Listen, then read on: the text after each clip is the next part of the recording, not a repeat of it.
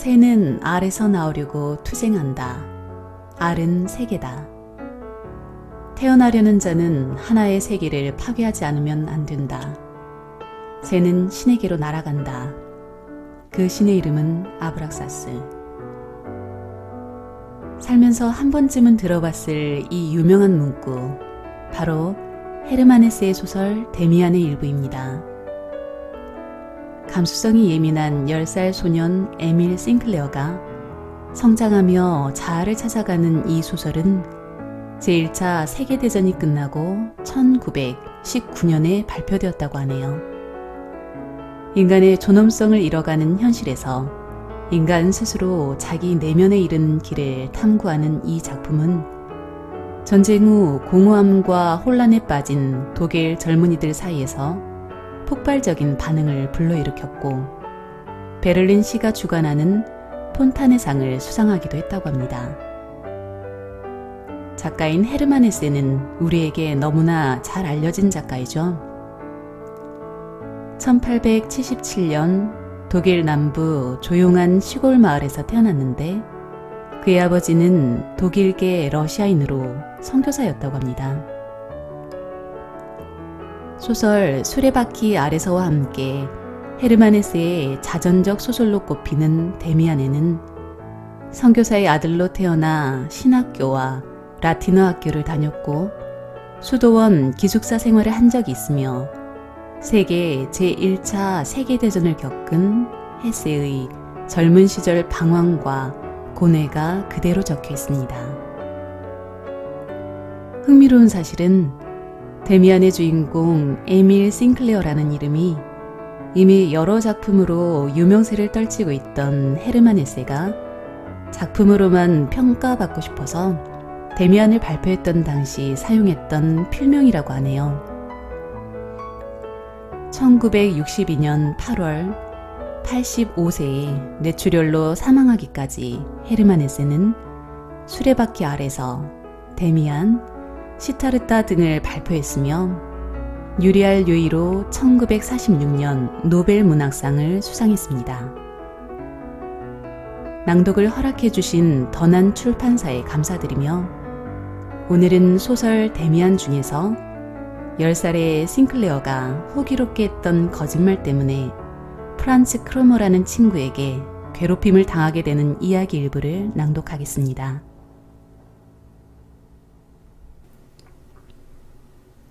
두 세계. 10살 때 내가 살았던 소도시의 라틴 학교에 다니던 시절 겪었던 일부터 이야기하려고 한다. 그 시절에 짙은 향내가 되살아나 고통과 함께 유쾌한 전율이 솟구치며 내 마음을 뒤흔든다. 어두운 골목들과 환한 집들, 탑들, 시간을 알리는 종소리와 사람들의 얼굴, 편안하고 따뜻한 분위기로 가득한 방들, 비밀과 무시무시한 유령에 대한 공포로 가득한 방들, 좁은 방의 온기, 토끼와 하녀들의 냄새, 민간 약재와 말린 과일 향기가 난다. 그곳에서는 두 세계가 뒤엉켜 돌아가고 있었다. 두 개의 극에서 낮과 밤이 생겨나고 있었던 것이다. 하나의 세계는 아버지의 집이었다. 사실 좁고 작은 그 세계에는 내 부모님밖에 없었다. 내가 익히 잘 아는 그 세계는 아버지와 어머니의 세계였다. 사랑과 엄격함, 모범과 학교로 불리는 세계였다. 이 세계에 속하는 것은 부드러운 빛깔, 맑음과 청결이었다. 여기에는 부드럽고 다정한 말투, 깨끗이 씻은 손, 깨끗한 옷, 훌륭한 관습이 있었다.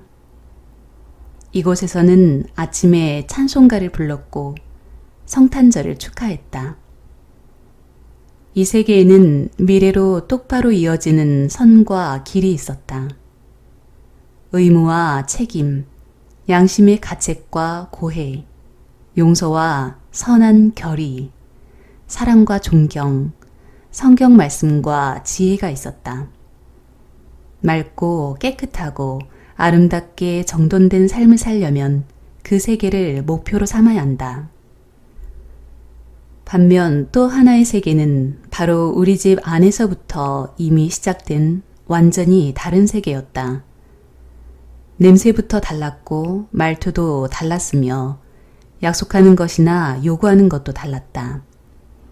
이 두 번째 세계에는 하녀들과 공장에 수습공들이 있었고 귀신 이야기와 추문이 떠돌았다.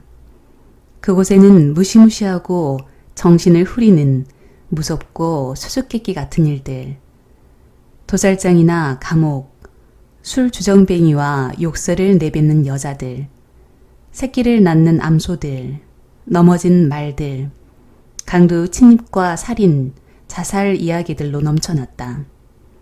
이 모든 아름답고도 무시무시한 거칠고 상스러운 일들이 주위에서 바로 이웃 골목에서 옆집에서 일어나고 있었고 경찰 끈앞풀들과 불황자들이 어슬렁거렸다. 주정뱅이가 마누라를 두들겨 팼고 저녁이면 공장에서 젊은 여자들이 떼거지로 꾸역꾸역 몰려나왔다. 늙은 여자들이 주문을 걸어 사람들의 정신을 빼앗거나 병들게 할 수도 있었다. 숲에는 강도들이 살고 있었고 불을 지른 이들이 경찰에게 붙잡혔다. 어디서나 어머니와 아버지가 계시던 우리 집 빼고 어디서나 이 두 번째 격렬한 세계의 냄새가 풍겼다. 그런데 그 냄새가 정말 좋았다. 이곳 우리 집에 평화와 질서와 고요, 의무와 선한 양심, 용서와 사랑이 존재한다는 것은 놀라운 일이었다. 그리고 시끄럽고 소란스럽고 음침하고 폭력적인 그 모든 것들이 존재한다는 것과 또 한 걸음이면 그러한 것들로부터 벗어나 어머니에게 도망갈 수 있다는 사실도 놀라웠다. 그리고 가장 기이한 사실은 그 두 세계가 나란히 붙어 있다는 것이었다. 정말이지 얼마나 가깝게 붙어 있었던지. 예를 들어 우리 집 하녀 리나가 그랬다. 저녁 기도 시간 거실 문 앞에 앉아 있을 때 리나는 말끔하게 편 앞치마 위에 깨끗하게 씻은 손을 올리고 밝은 목소리로 함께 노래를 부를 때 리나는 아버지와 어머니, 우리들, 밝고 올바른 세계에 완전히 속해 있었다.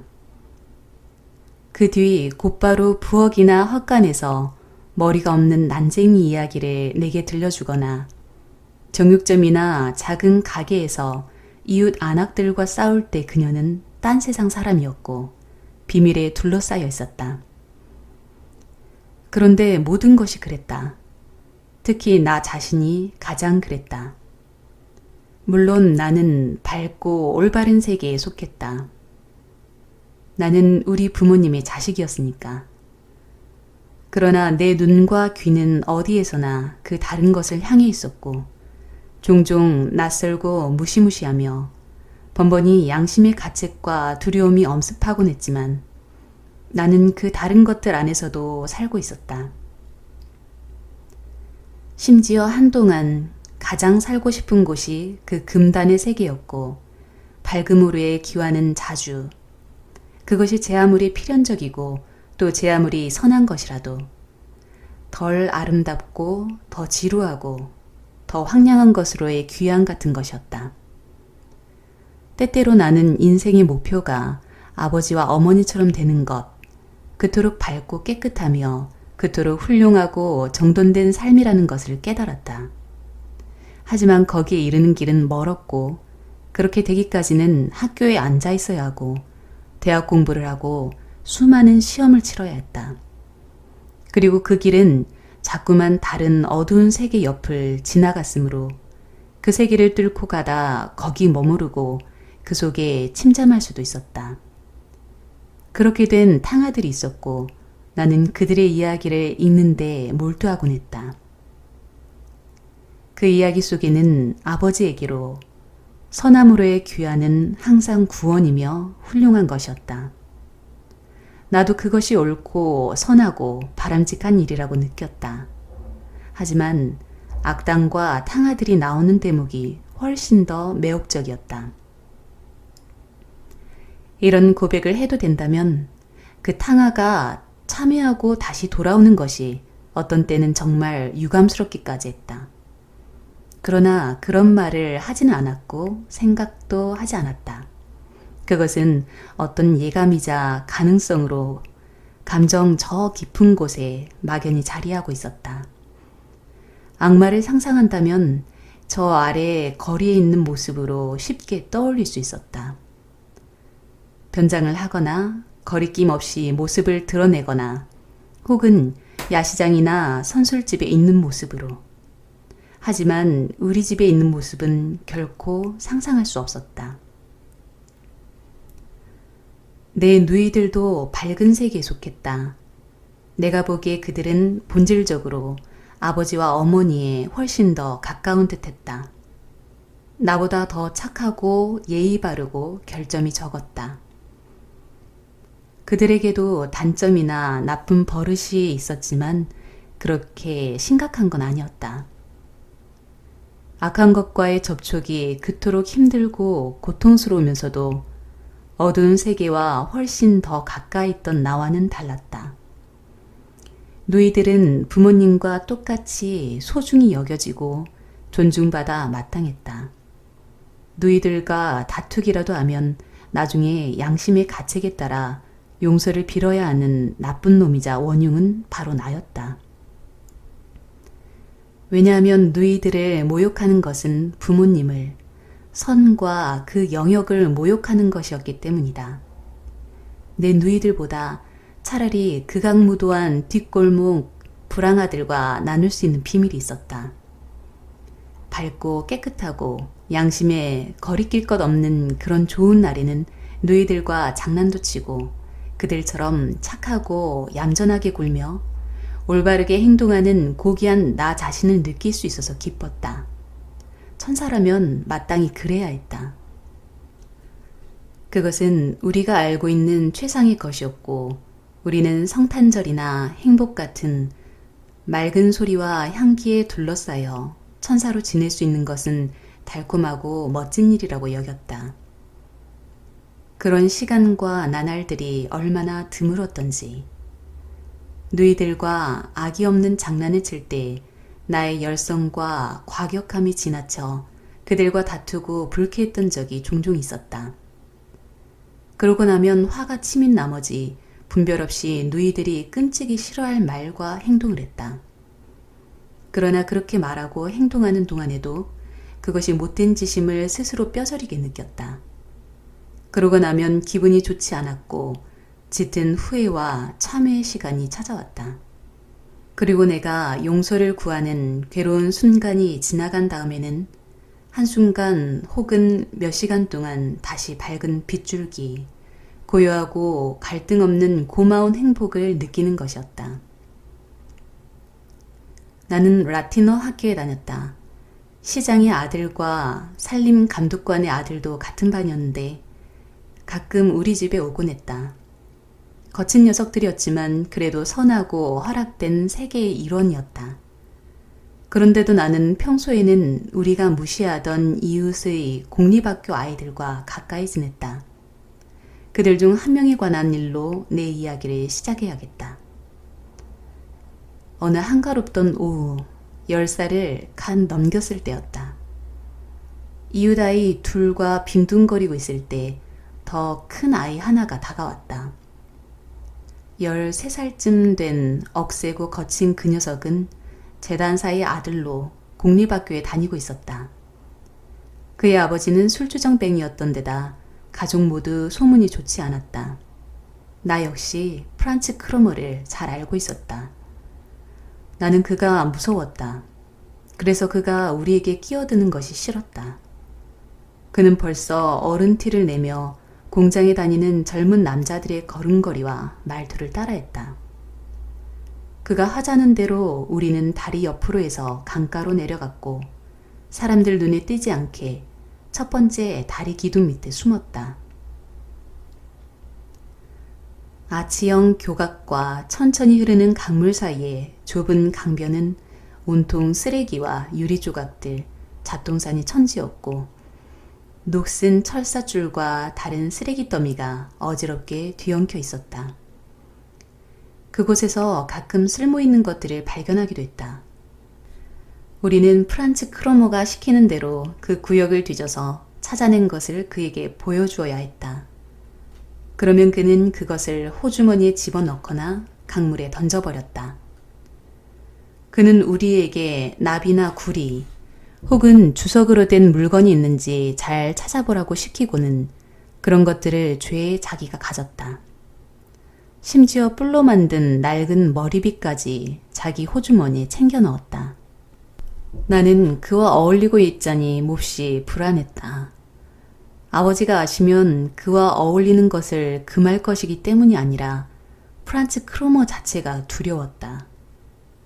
그가 나를 받아들이고 다른 애들과 마찬가지로 대해주는 것은 좋았다. 그는 명령을 했고 우리는 복종했다.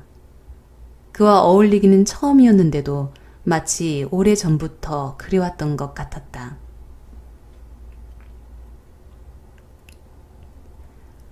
이윽고 우리는 바닥에 앉았다. 프란츠는 어른처럼 강물에 침을 뱉었다.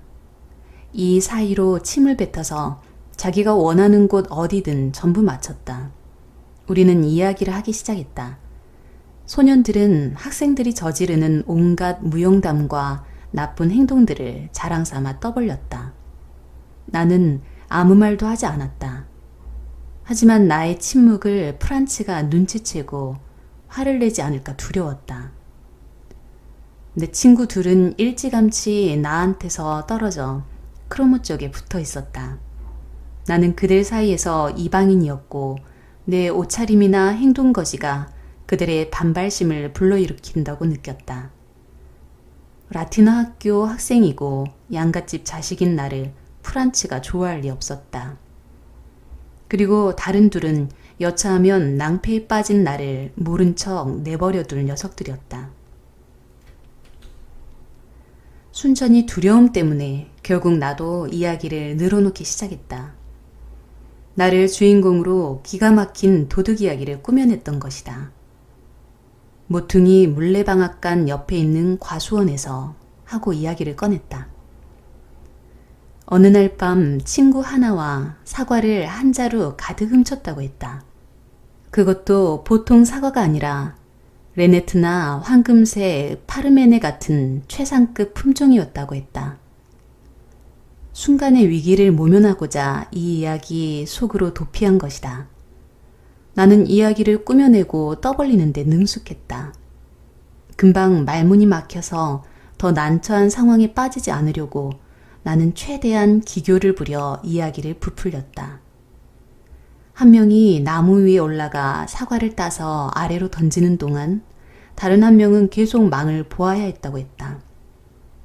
사과 자루도 얼마나 무거웠던지 절반은 도로 꺼내두고 갈 정도였지만 30분 뒤에 다시 가서 그것마저 모조리 갖고 왔다고 이야기했다. 이야기를 마쳤을 때 웬만큼 박수가 나오지 않을까 기대했던 것이 나중에는 열을 올리며 이야기를 꾸며내는데 도취해 있었던 것이다. 다른 작은 두 녀석들은 말없이 관망하듯 쳐다보고 있었으나 프란츠 크로머는 반쯤 내렸던 눈으로 나를 뚫어지게 쳐다보더니 으르대는 소리로 물었다. 그거 사실이야? 그럼, 내가 말했다. 그러니까 진짜 있었던 일이란 말이지?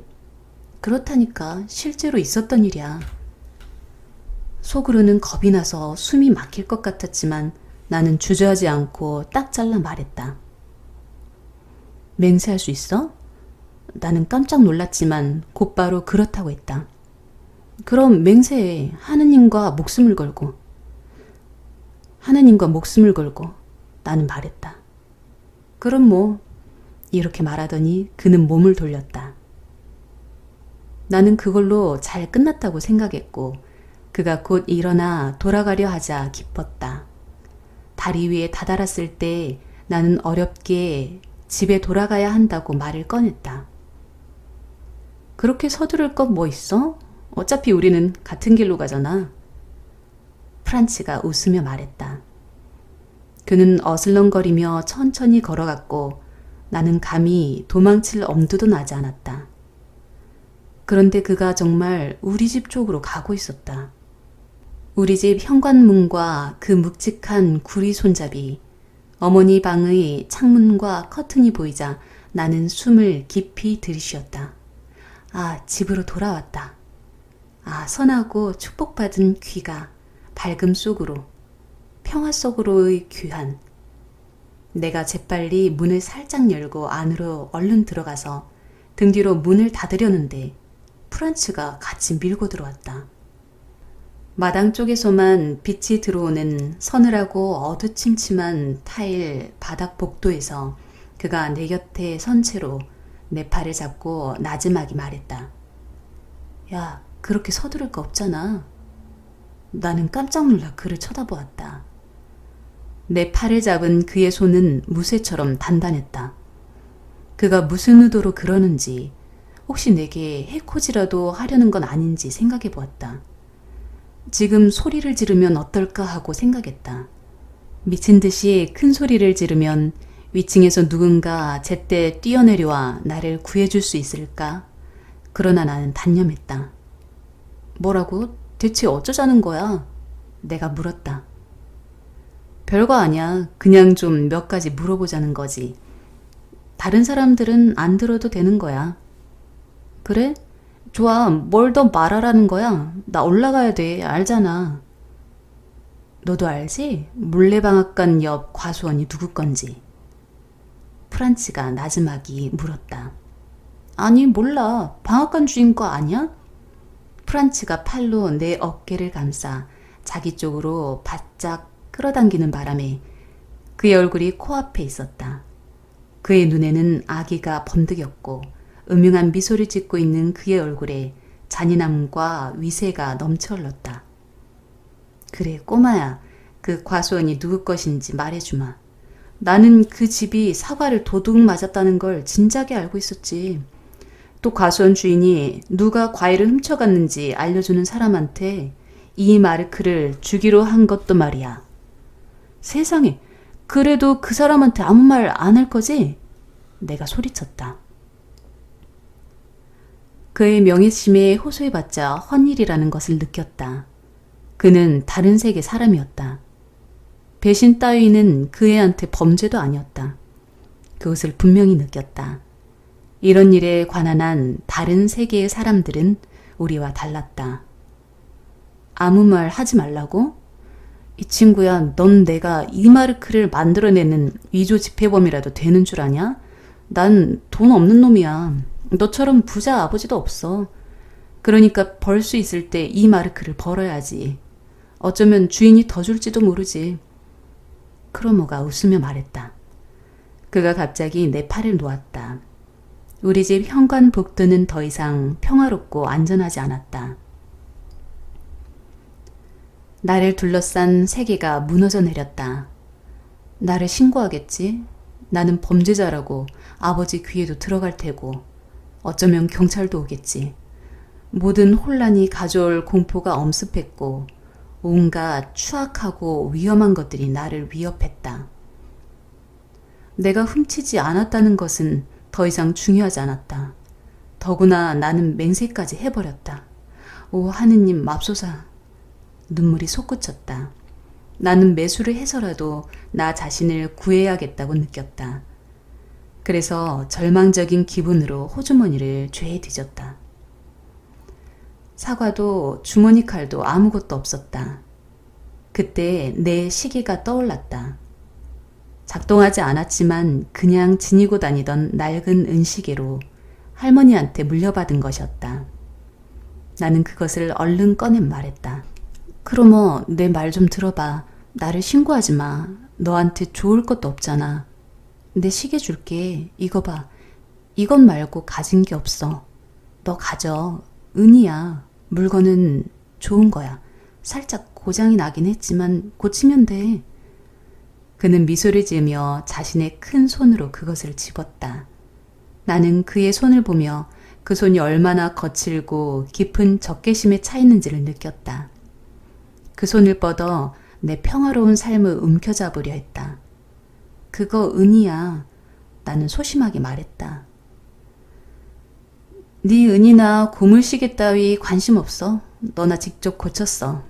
그는 심히 경멸스럽게 말했다. 하지만 프란츠, 좀 기다려봐. 시계 가져가. 진짜 은희야. 정말이라니까. 이것 말고는 정말 아무것도 없어.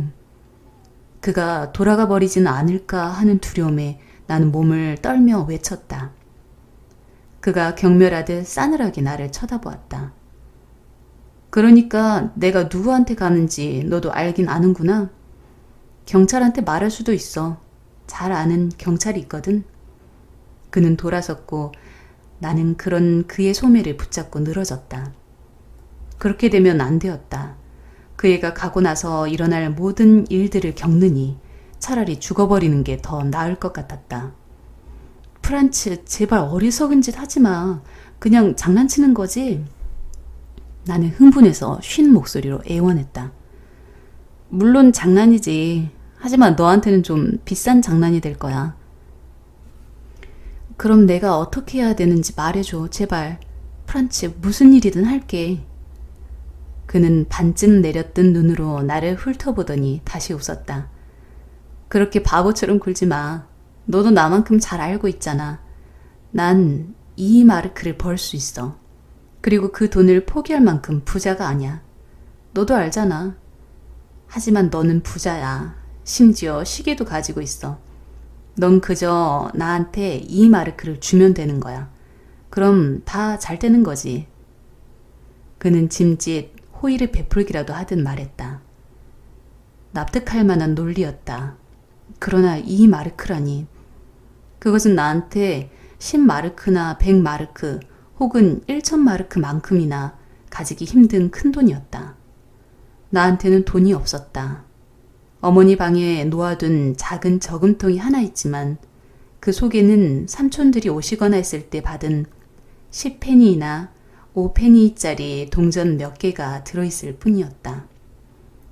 그것 말고는 아무것도 없었다.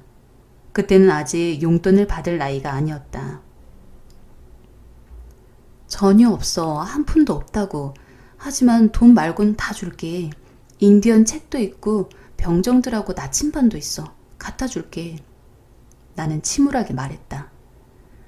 크로머는 뻔뻔스럽고 심술궂게 입을 삐죽이더니 바닥에 침을 탁 뱉었다. 그러고는 명령조로 말했다. 그딴 소리 집어치워. 그런 잡동사니들은 너나 가져. 나침반이라고 했냐? 더 이상 화를 돋우지 말라고. 잘 들어. 돈 가져오란 말이야. 하지만 돈이 없어. 돈 같은 걸 받아본 적이 없단 말이야. 어떻게 할 수가 없어. 그러니까 내일 이 마르크를 가져와. 학교 끝나고 저 아래 시장에서 기다릴 테니까. 그럼 끝나는 거야. 돈 안 가져오면 두고 봐. 그래, 하지만 돈을 어디서 가져오라는 거야. 하느님 맙소사. 나한테는 한 푼도 없단 말이야. 너희 집에 돈 많잖아. 돈 구하는 건 네 일이야. 내일 학교 마치고, 알았지? 그리고 말해두는데 돈을 가져오지 않으면. 그는 매서운 눈길로 내 눈을 쏘아보았다. 그리고 다시 침을 뱉더니 그림자처럼 사라져버렸다. 나는 계단을 올라갈 수가 없었다. 내 인생이 산산조각 나버렸다. 도망쳐서 다시는 돌아오지 않거나 물에 빠져 죽어버릴까도 생각했다. 그러나 그런 생각들이 또렷하게 떠오른 것은 아니었다. 나는 어둠 속에서 불행에 휩싸여 계단 맨 아래 칸에 몸을 잔뜩 웅크리고 앉아 있었다. 장작을 가지러 바구니를 들고 내려온 리나가 울고 있는 나를 발견했다.